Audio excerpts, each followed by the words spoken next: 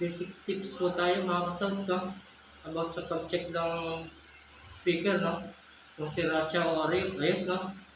Ang gamit po natin ay multi-tester sa baterya. Ma-check na po natin kung ayos ang speaker o hindi, no? Sa multi-tester po, no?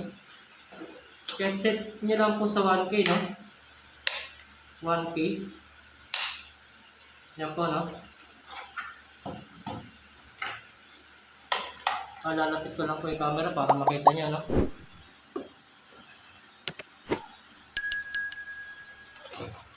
Sa pag-check po nito, kailangan nyo lang ilagay sa negative to negative, positive to positive, no? Lang po, ito po. Umalo po siya, no?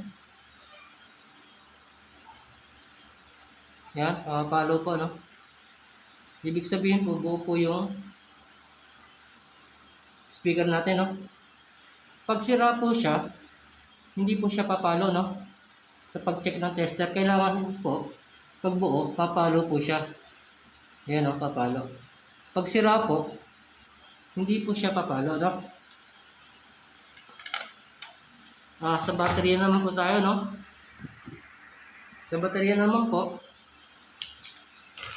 negative to negative din, no? Positive to positive.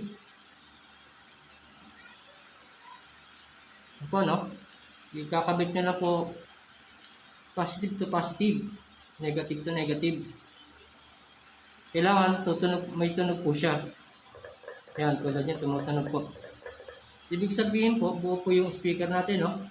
Pag hindi po siya tumunog, ibig sabihin po, sira ang speaker natin, no?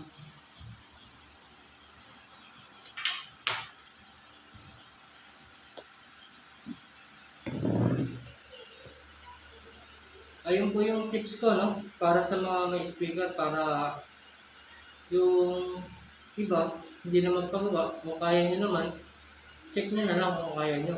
Lalo yung mga bumibili sa mga online, mga second hand na speaker, para po may alam na kayo, check nyo muna yung speaker kahit magdala kayong baterya, para alam nyo na kung sira or hindi, yung bibilihin yung mga second hand na speaker, no? Yun lang po mga kabasic. Thank you po. Pa-like and share na lang po. Follow.